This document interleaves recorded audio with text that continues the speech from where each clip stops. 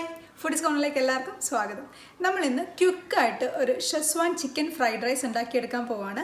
അധികം ഇൻഗ്രീഡിയൻസ് ഒന്നും ആവശ്യമില്ലാത്ത ഒരു അടിപൊളി ഫ്രൈഡ് റൈസാണ് നമ്മൾ ഉണ്ടാക്കാൻ പോകുന്നത്.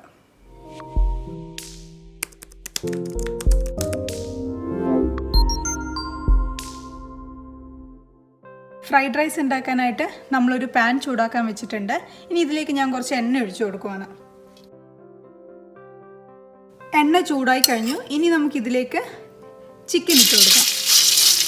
ഇത് ഉപ്പും മുളകും ഇട്ടിട്ട് മാരിനേറ്റ് ചെയ്ത ചിക്കനാണ്. ബോൺലെസ് ചിക്കനാണ്, ബോൺ കളഞ്ഞിട്ട് മാറ്റി വെച്ചതാണ്. ഇത് ഞാൻ ഇതിൽ അധികം എണ്ണ ഒഴിച്ചിട്ടില്ല, കുറച്ച് എണ്ണ ഒഴിച്ചിട്ടുള്ളൂ. ഡീപ് ഫ്രൈ അല്ല. ഞാനിത് കവർ ചെയ്ത് വെച്ച് ഇനി കുക്ക് ചെയ്തെടുക്കാൻ പോവാണ്. തിരി കുറച്ച് വെച്ചിട്ടുണ്ട്. ചെറിയ പീസായിട്ട് കട്ട് ചെയ്തത് കൊണ്ട് ഇത് പെട്ടെന്ന് കുക്കാവും. നമുക്ക് ഒരു 5 മിനിറ്റ് ഇങ്ങനെ വെച്ച് കുക്ക് ചെയ്യാം.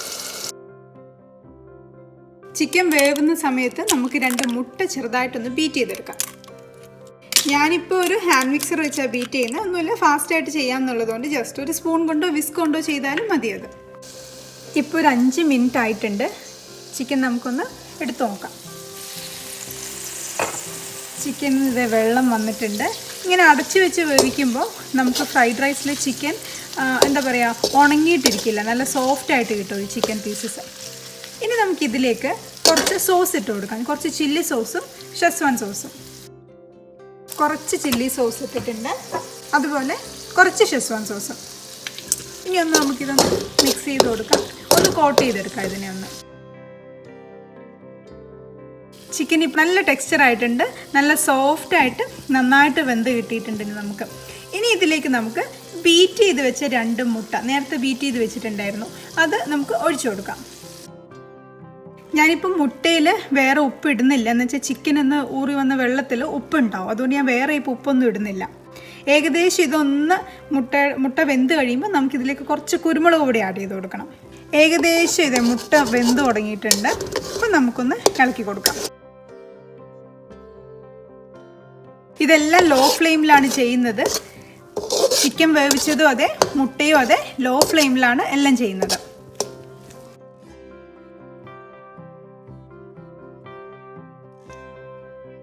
അപ്പോൾ ഫ്രൈഡ് റൈസിലേക്കുള്ള ചിക്കനും മുട്ടയും ഇപ്പോൾ ഏകദേശം ഇത് പാകത്തിന് കിട്ടിയിട്ടുണ്ട്.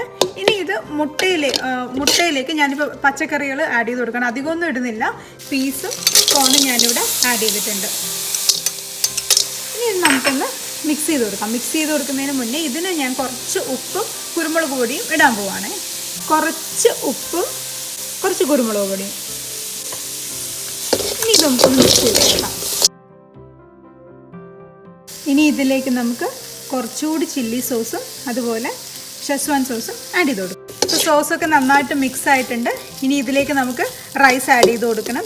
അതിന് വേണ്ടിയിട്ട് ബാസ്മതി റൈസ് വേവിച്ച് വെച്ചിട്ടുണ്ട്. അത് നേരത്തെ വേവിച്ച് വെച്ച് ചൂട് മാറിയിട്ട് ചേർക്കുന്നതാണ് നല്ലത്. ഞാൻ കുറച്ച് നേരത്തെ ഇത് വേവിച്ച് വെച്ചിട്ടുണ്ടായിരുന്നു. ഇനി നമുക്ക് ഇതിലേക്ക് ആ ചോറൊന്ന് ആഡ് ചെയ്ത് കൊടുക്കാം. ചോറ് വേവിക്കുന്നതിൽ ഞാൻ കുറച്ച് ഒരു ഫ്ലേവറിന് വേണ്ടിയിട്ട് കുരുമുളകും ജീരകവും ഇട്ടിട്ടുണ്ട്, പിന്നെ ഉപ്പും ഇട്ടിട്ടുണ്ട്. അതുകൊണ്ട് വേറെ ഞാൻ ഇനി ഉപ്പിടുന്നില്ല ഇതിൽ. ഇനി ഇത് നമുക്ക് നന്നായിട്ടൊന്ന് മിക്സ് ചെയ്ത് കൊടുക്കാം. പാത്രം നന്നായിട്ട് പിടിച്ചിട്ട് ഷെയ്ക്ക് ചെയ്തെടുക്കാൻ പറ്റുമെങ്കിൽ അതാണ് കുറച്ചുകൂടി നല്ലത്. നമ്മൾ സ്പൂണ് കൊണ്ട് മിക്സ് ചെയ്യുന്നതിനേക്കാളും ഇങ്ങനെ പിടിച്ച് ഷെയ്ക്ക് ചെയ്യുകയാണെങ്കിൽ നന്നായിട്ട് അതൊന്ന് മിക്സ് ചെയ്ത് കിട്ടും. എല്ലായിടത്തും നന്നായിട്ട് ആ സോസൊക്കെ പിടിച്ചിരിക്കും. അപ്പോൾ ഫ്രൈഡ് റൈസ് നന്നായിട്ട് നമ്മൾ മിക്സ് ചെയ്തെടുത്തിട്ടുണ്ട്. ഇനി നമുക്കിത് സെർവ് ചെയ്യാം. അപ്പോൾ എല്ലാവരും ഉറപ്പായിട്ടും ട്രൈ ചെയ്ത് നോക്കണം. എന്നിട്ട് എങ്ങനെ വന്നു എന്നുള്ളത് ഞങ്ങൾ കമൻറ്റ് ഇട്ടിട്ട് അറിയിക്കണം. ഇഷ്ടപ്പെട്ടിട്ടുണ്ടെങ്കിൽ ലൈക്ക് ചെയ്യണം, ഷെയർ ചെയ്യണം. അപ്പോൾ ബൈ.